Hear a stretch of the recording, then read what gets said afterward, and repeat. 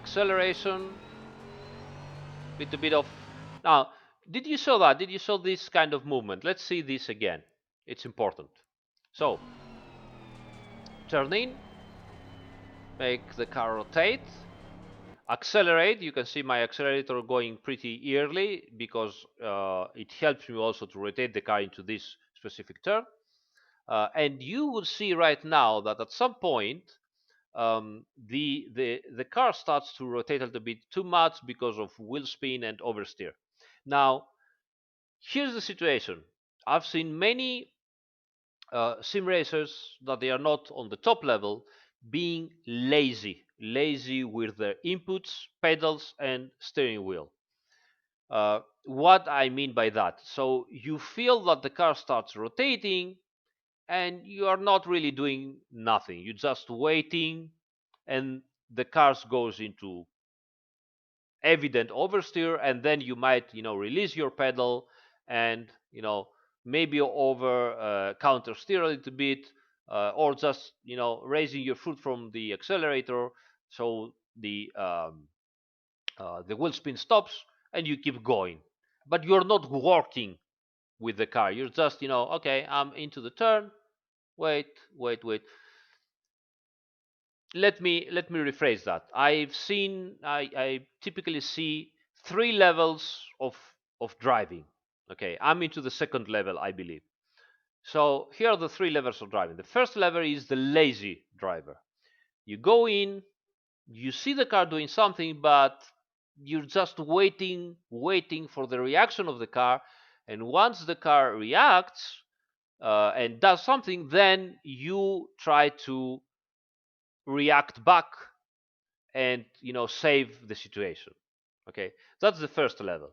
Now, the problem is, by the way, uh, this weekend I've watched a fantastic video on YouTube. I think from it was an interview of a guy named Keller, I think, which, if I remember correctly, the surname. He is the inventor of the original x86 processors. He worked with Intel, with AMD, on the Apple chipsets, on the Tesla chipsets. He still works very on the artificial intelligence programs. I mean, the guy, he's a genius.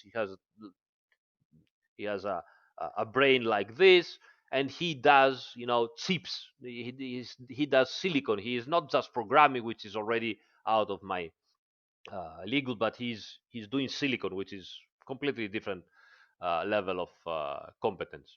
Now, why I'm saying this? Because he said something that is so true. I knew it, but when he said it, he struck me, and I was say, oh, he's so right about that.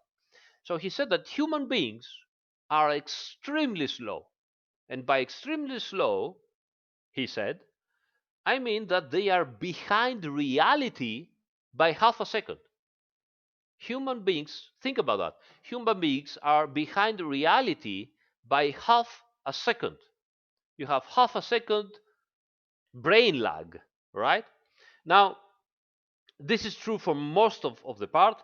While you're driving, all of us are more trained, so we are behind reality by around, depending of the guy and your talents and your reflex. Um, but you are behind reality by zero point 0.3 to 0.150, 150. That's the best you can do, probably.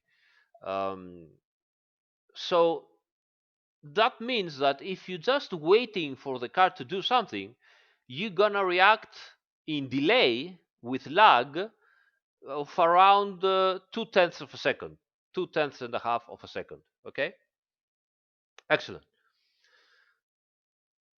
excellent. Terrible. That's not excellent. This is really bad. I mean, this is really bad. So the first level of driving is like, okay, I'm turning, I'm doing everything okay, I'm good. The car does something and I'm waiting, and I'm behind reality. Okay, I cannot be faster than the reality. I cannot even be on par with reality. So I'm just waiting. At some point, I see the car doing something. Wait. Okay, I have to do something. So reacting, doing something, that all means I'm slow. Now here comes the second level of driving. Okay, this is what you should at least start to do. The second level of driving is being proactive. Okay, proactive. That means that you are trying to think about what the guy is going to do just a little bit ahead of you. So here you can see me going into the turn. Now watch carefully. I will make it very, very slow. Okay, very slow, like this. So I'm in the turn. I'm going on the accelerator. Look at that. I'm going to start accelerating here. Okay, now goes up with the accelerator more, and I'm unwinding a little bit the steering wheel. Now I know that at some point, you see here, feedback. I'm going back and back even more. You see how much? And into the turn again. You see the movement that I did. So I was like, okay, the car accelerates and rotates, and at some point I was like, fop, fop. I was like, fop, fop. Let's see this in real time and see how fast it was. It wasn't extremely fast, but it was fast enough. So real time, like this, and look at the steering wheel. In acceleration, pop, pop. Did you see that? Now, this is the so-called feedback and the so-called, tell the car what it has to do. Don't let the car guide you. You have to to drive the car. Okay, don't let the car drive you. You have to drive the car. What that means? It means that I had no way to react to the car so fast. It's not possible for me and for any human being to feel the oversteer and be so fast and go back again. No, it's not that I'm so fast with my reflexes. It's that I am acting proactively. I know that the car is going to start sleeping. I'm trying to hear, the wheel spin. I'm trying to hear the engine revs going up, and you are going to hear the engine revs going up, and you know that you are turning way too much. So at some point, the car will start overturning. So you're going to have a tiny bit of oversteer. At that point, you do the feedback movement. So you proactively, almost at the same point, you give some counter steer, because that it's going to release some of the weight transfer and force the rear wheels to regain traction. you know and once you have done this, you do not wait, but you again proactively go back to the turn, because you have gave traction to the wheels. The car have stopped just a tiny bit of rotation, and keeps moving on without uh, spinning the wheels too much. Now this is the second level, so you have to be really, really fast and try to think 3/10 of a second ahead of what is going to happen. Okay, you have to, of course, you need some experience to do this, but you need to try to do it, because you need to go out of your comfort zone, and you need to think ahead of what is going to happen, and try to stay on top of the car, and try to force the car to do things. Okay, don't let the car drive you.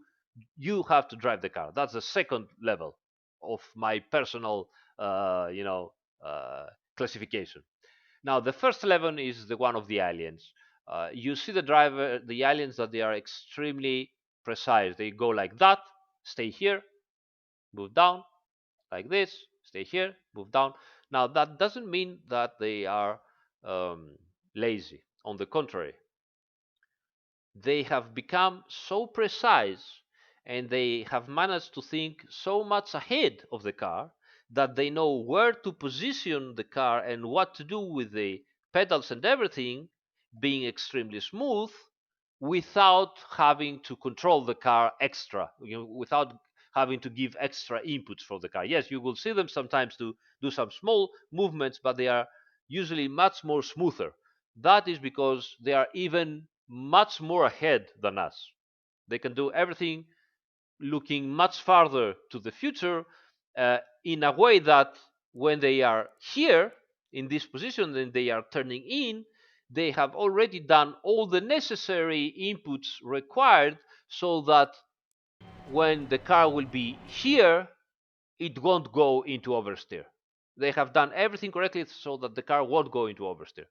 So those are the three levels. The first level is it seems that you are smooth, but in reality you are lazy. Sorry about that. It's not an offense. It's how it is. You're lazy. The second level is you are trying to stay on the car, so you are trying to not be lazy. You are trying to, get tired and drive the car and force the car to do things that you want. And the first level is that, okay, you're way over all of this and you are again becoming so smooth because you can control all of what the car is going to do before even getting inside the turn. That's the level.